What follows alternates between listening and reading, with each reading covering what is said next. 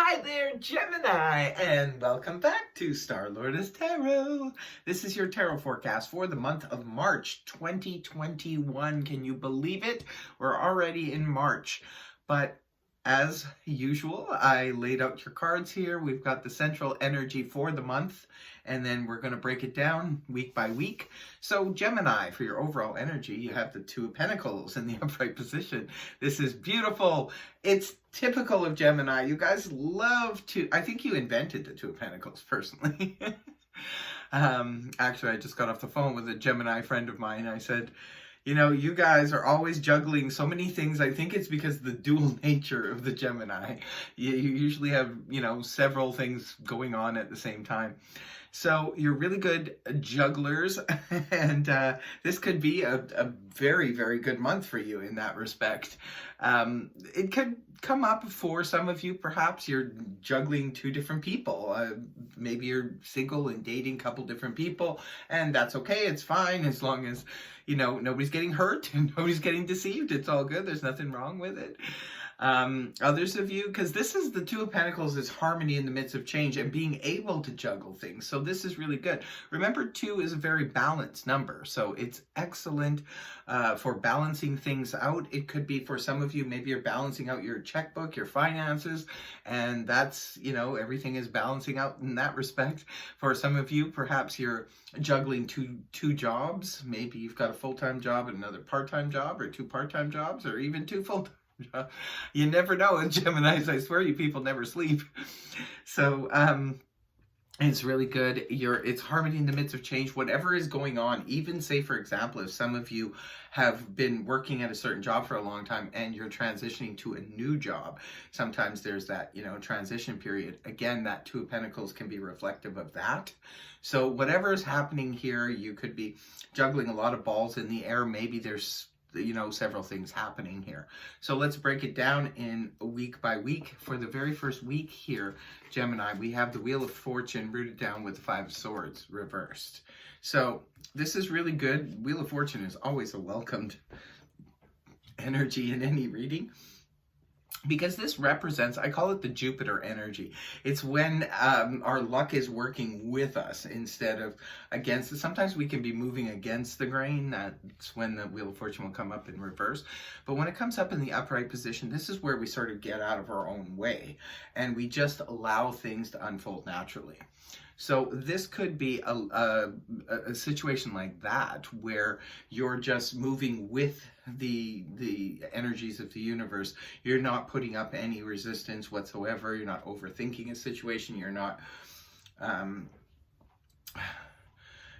sort of having doubts about stuff. You're just kind of going with the flow. And when we do that, a lot of times we can end up with some lucky breaks.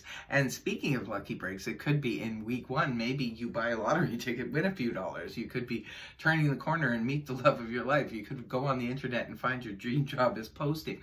Whatever, that could happen when the Wheel of Fortune is here for you. And it's right off the hop at the beginning of the month.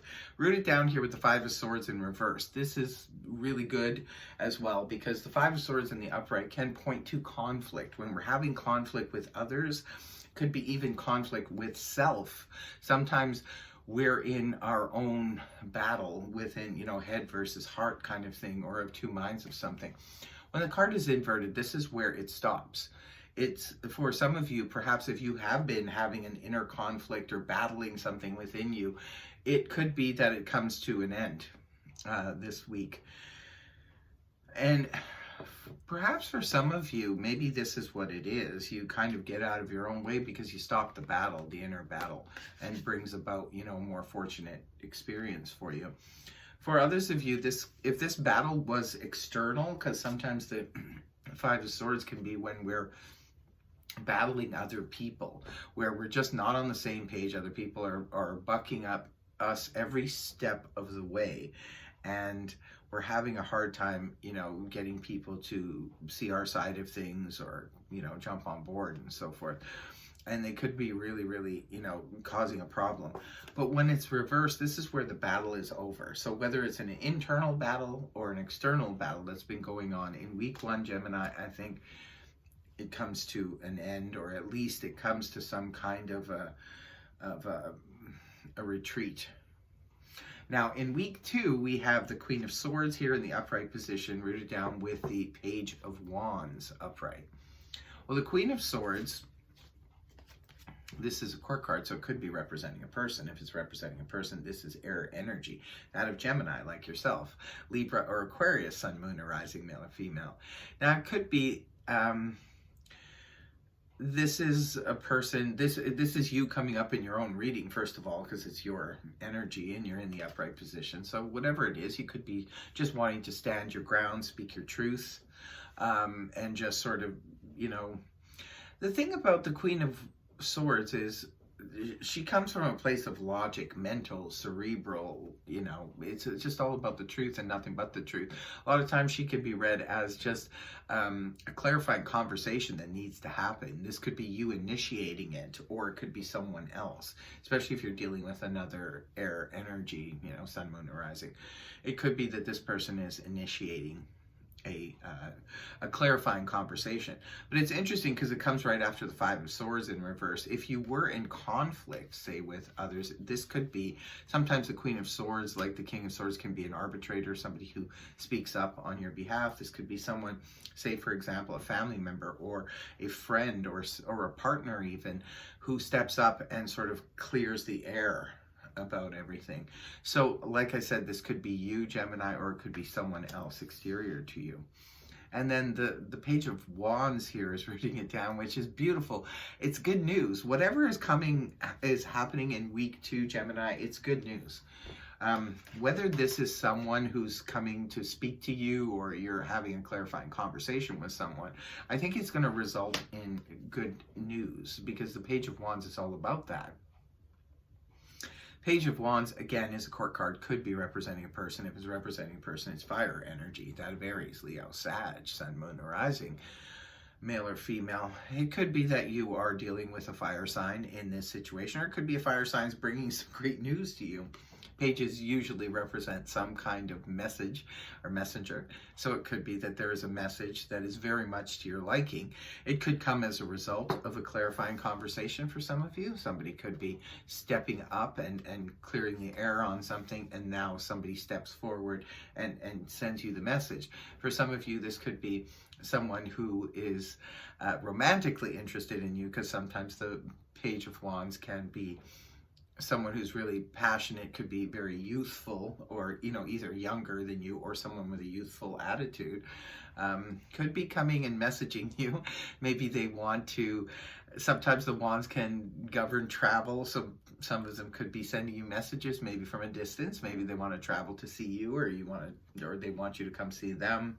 Or it could just be very passionate communication being sent to you, or just exciting news, which is generally, for me, the Page of Wands entire energy is about excitement and passion and movement and that kind of thing.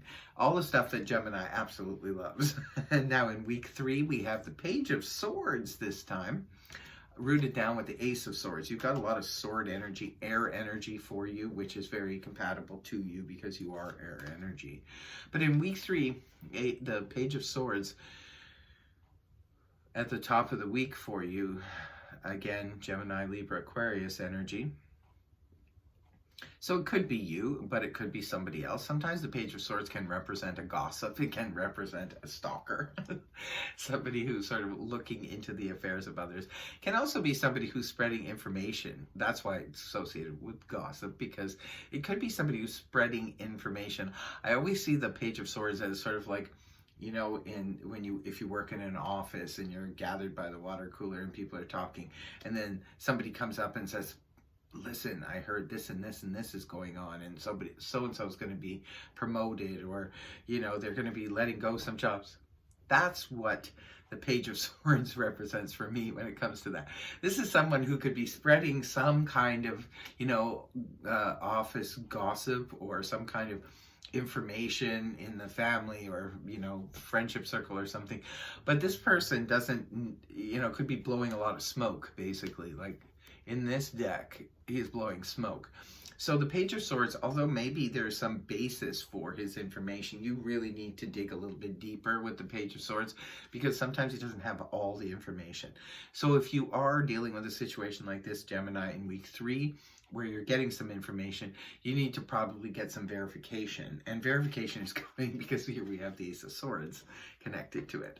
So even if you yourself are, spreading information, make sure that, it's valid. And I think you will, because of the Ace of Swords. Again, the Ace of Swords, this is the sword of clarity, the sword of truth, and the sword of victory too. So take it however it applies to you, but this is rooting down the Page of Swords. So for me, whatever information is coming out, I think it's going to be pretty clear cut.